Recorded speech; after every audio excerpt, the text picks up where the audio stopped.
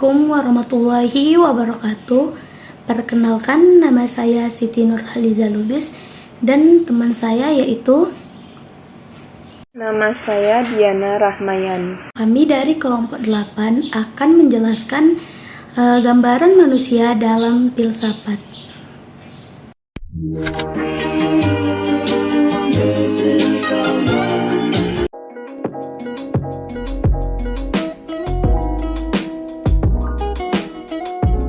Menjelaskan gambaran manusia dalam filsafat. Manusia secara bahasa disebut juga dengan insan, yang dalam bahasa Arabnya berasal dari kata nasya yang berarti lupa. Dan jika dilihat dari kata dasarnya yaitu al-uns yang berarti jinak. Kata insan dipakai untuk menyebut manusia karena manusia memiliki sifat lupa, dan jika artinya manusia selalu menyesuaikan diri dengan keadaan yang baru di sekitarnya. Manusia dan cara keberadaannya yang sekaligus membedakannya secara nyata dengan makhluk yang lain. Seperti dalam kenyataan, manusia adalah makhluk yang berjalan di atas dua kaki dan mempunyai kemampuan berpikir. Kemampuan berpikir tersebut yang menentukan akan hakikat manusia. Manusia juga memiliki karya yang dihasilkan sehingga berbeda dengan makhluk yang lain. Manusia dalam memiliki karya dapat dilihat dalam setting sejarah dan setting psikologis, situasi emosional dan intelektual yang melatar belakangi karyanya. Dari karya yang dibuat manusia tersebut menjadikan ia sebagai makhluk yang menciptakan sejarah. Manusia adalah pencipta dan pemecah problem. Dari dirinya problem itu muncul dan dipecahkan.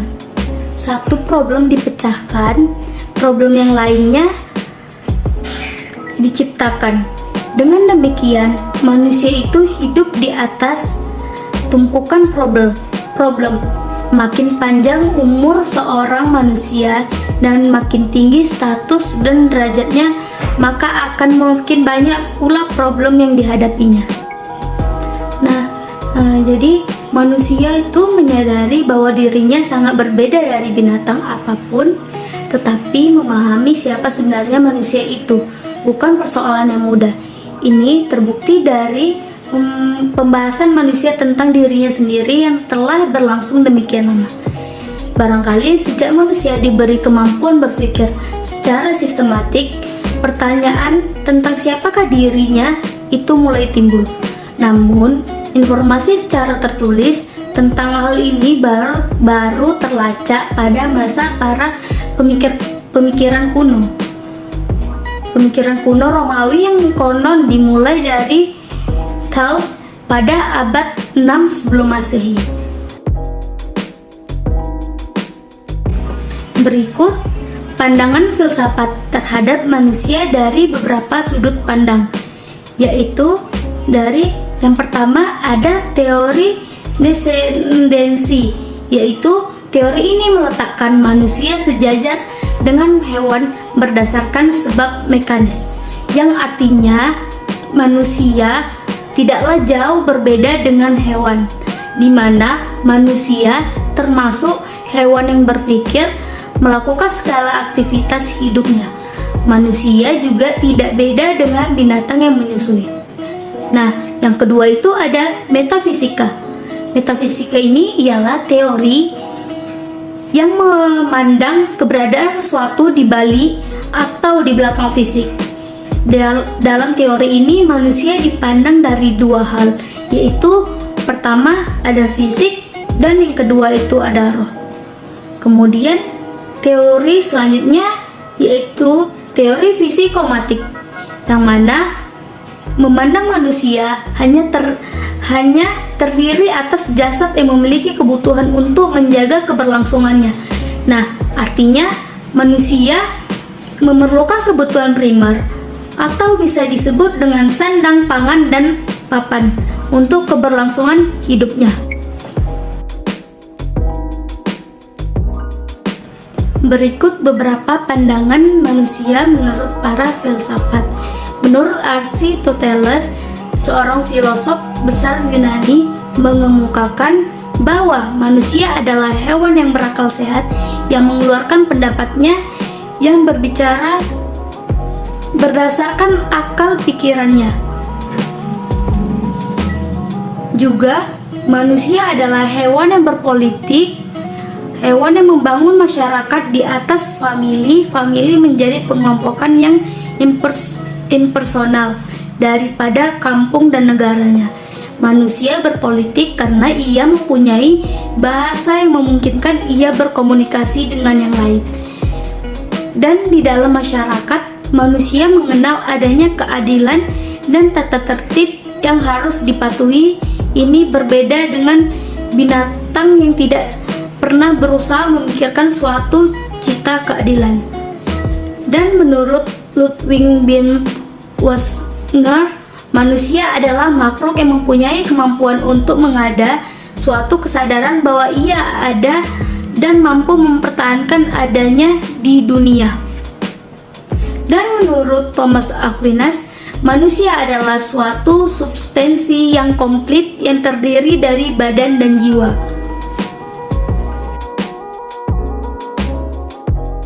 Menurut Thomas Hobbes, Homo hominin lupus artinya manusia yang satu serigala manusia yang lainnya. Nafsu yang paling kuat dari manusia adalah nafsu untuk mempertahankan diri, atau dengan kata lain, ketakutan akan kehilangan nyawa.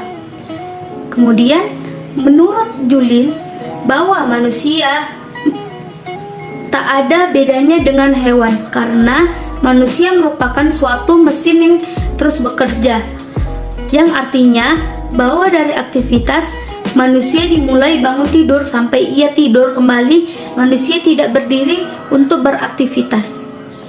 Menurut Ernest Haskell, bahwa manusia merupakan animalisme, atau tak ada sanksi bahwa segala hal manusia sungguh-sungguh ialah binatang beruas tulang belakang yang yakni hewan menyusui.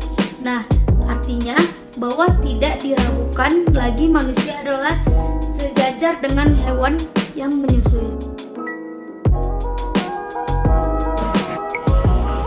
Nah, kalau kita bercerita tentang sejarah, manusia dan sejarah itu memiliki keterkaitan yang erat. Manusia memiliki peran dalam sejarah, baik sebagai subjek sejarah maupun sebagai objek sejarah. Adapun sejarah memiliki peran menjernihkan jiwa dan pemikiran manusia untuk menempuh fase kehidupan selanjutnya dengan lebih baik. Nah, oleh karena itu, perlu pemahaman yang utuh tentang keterkaitan antara manusia dan sejarah, karena melalui pesan-pesan yang terkandung dalam sejarah, manusia dapat belajar banyak tentang makna kehidupan dan hakikat eksistensi manusia. Menurut pandangan akan kesejarahan manusia ini memiliki implikasi yang luar biasa bagi dunia pendidikan. Yang pertama itu, kesadaran historis adalah kesadaran yang harus dibangun dalam pendidikan. Kesadaran historis menjadi penting dalam pendidikan untuk menyadarkan bahwa manusia itu produk dan sekaligus pencipta sejarah. Identitas manusia sebagai kelompok masyarakat bangsa adalah sesuatu yang dinamis, berkembang dan berubah, senantiasa berada dalam ketegangan antara warisan tradisi dan semangat perubahan reformasi. Yang kedua, kesadaran historis menjadi penting dalam dunia pendidikan dengan tujuan untuk membiasakan diri melihat berbagai persoalan masa kini yang harus dihadapi berhubung erat dengan masa lalu, sehingga berbagai persoalan dapat dilihat secara utuh dan pemecahan persoalan bisa menyeluruh. Adapun berbagai macam perspektif tentang manusia dalam kehidupan sehari-hari. Manusia dipandang sebagai, yang pertama itu manusia sebagai makhluk alamiah, yang mana makhluk yang merupakan bagian dari alam secara biologis hidup, tumbuh, berkembang, dan mati secara ilmiah. Yang kedua, manusia sebagai makhluk produktif, yang mana makhluk yang bekerja untuk memenuhi kebutuhan hidup dan menyempurnakan dirinya dalam kerja manusia.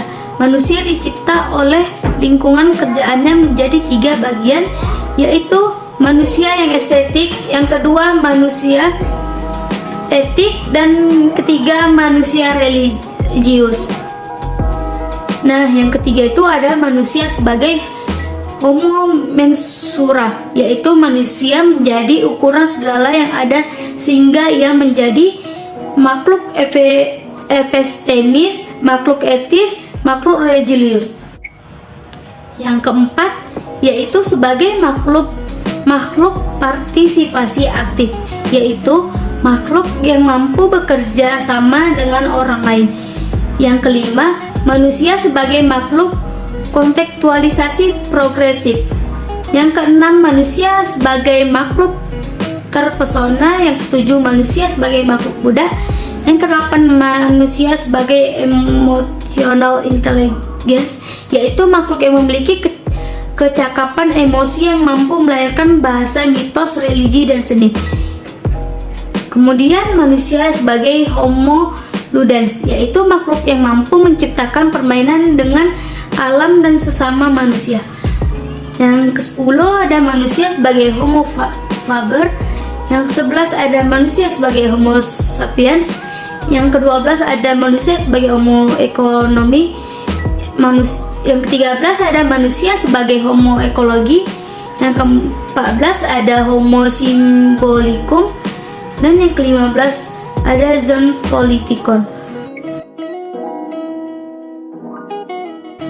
Nah, berbicara tentang manusia, hidup, arti, dan peranan keberadaannya adalah selalu aktual. Sebab sampai sekarang manusia tetap menjadi sentral pembahasan dalam berbagai masalah. Peristiwa besar macam apapun yang ada di dunia ini dan masalah apapun yang harus dipecahkan di bumi kita ini, pada hakikatnya harus berhubungan dengan manusia. Untuk membangun ilmu manusia harus ditempatkan pada kehidupan nyata dan kebudayaannya. Bangunan ilmu manusia dapat disajikan dalam gambar berikut ini. Nah, bisa kita lihat dari gambar tersebut, dapat dipahami bahwa dasar dari ilmu manusia adalah kehidupan nyata. Jadi, titik tolak memahami manusia adalah bahwa bukanlah manusia hasil dari interpretasi para pemikir, tetapi manusia dalam kehidupan nyata, yaitu manusia konkret yang dapat kita saksikan dalam kehidupan sehari-hari. Dalam konteks kehidupan nyata akan terungkap realitas manusia di individual yang tidak dapat disamaratakan dan tidak dapat dipahami dengan dalil-dalil umum.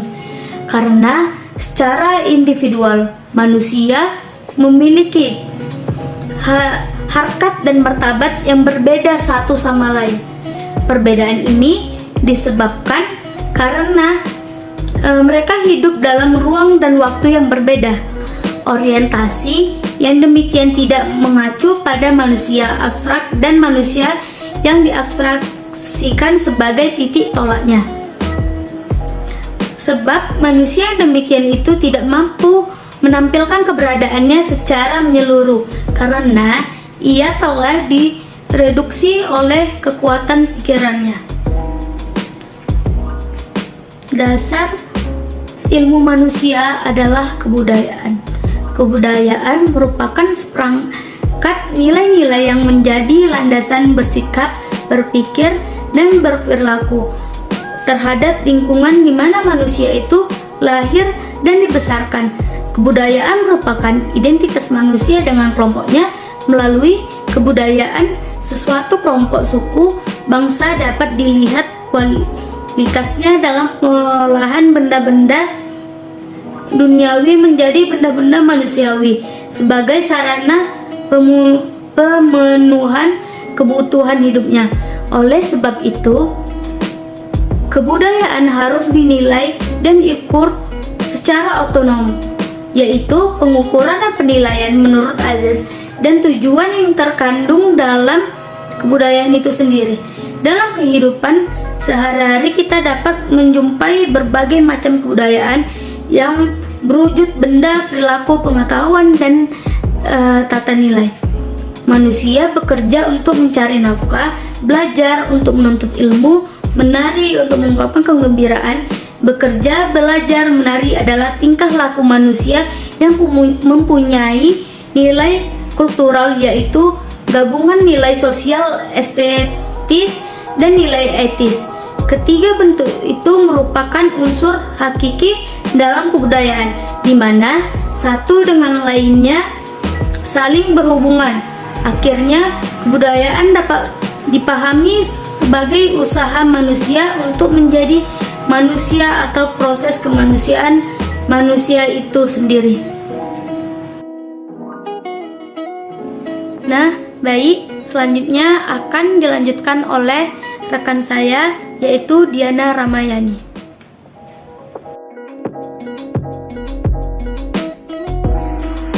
Hubungan antara filsafat, pendidikan, dan manusia.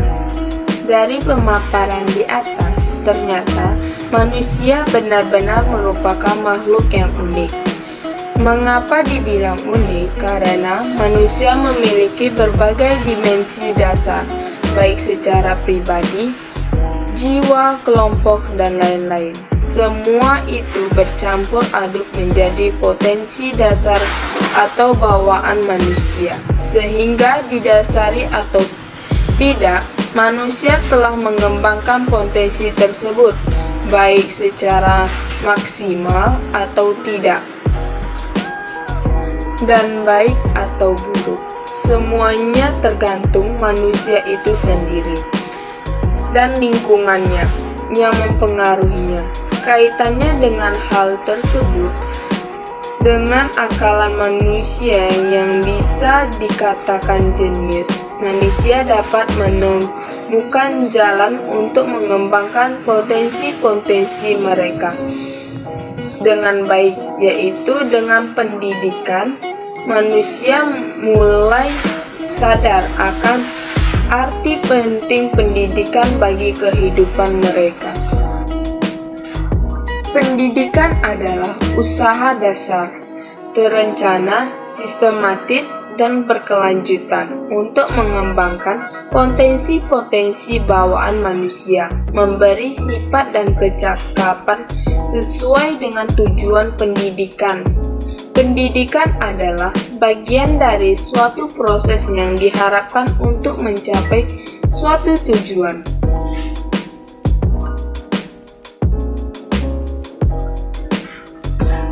Melihat dari pengertian di atas, dapat disimpulkan bahwasannya hubungan pendidikan dengan manusia itu sangat erat. Adanya pendidikan untuk mengembangkan potensi manusia menuju manusia yang lebih baik, dan dapat mengembangkan tugas dari Allah SWT. Membicarakan tentang pendidikan berarti membicarakan tentang hidup dan kehidupan manusia. Sebaliknya, berbicara tentang kehidupan manusia berarti kita harus mempersoalkan masalah kependidikan. Jadi, antara manusia dan pendidikan terjalin hubungan kausalitas. Karena manusia, pendidikan mutlak ada, dan karena pendidikan, manusia semakin menjadi diri sendiri sebagai manusia yang manusiawi. Esensia kepribadian manusia yang tersimpul dalam aspek-aspek individualitas, sosialitas, dan moralitas hanya mungkin menjadi realita, tingkah laku, sikap. melalui pendidikan yang diarahkan kepada masing-masing esensia, itu harga diri, kepercayaan pada diri sendiri, self-reflex, self-realisa, self-confidence, rasa tanggung jawab, dan sebagainya juga akan tumbuh dalam kepribadian manusia melalui proses pendidikan. Jadi, hubungan antara filsafat, pendidikan, dan manusia secara singkat adalah sebagai berikut. Filsafat digunakan untuk mencapai hakikat manusia sehingga diketahui apa-apa saja yang ada dalam diri manusia. Hasil kajiannya dalam filsafat tersebut oleh pendidikan dikembangkan dan dijadikan potensi nyata berdasarkan esensial keberadaan manusia, sehingga dihasilkan manusia sejati yang utuh sebagaimana dititahkan oleh Allah Subhanahu wa Ta'ala.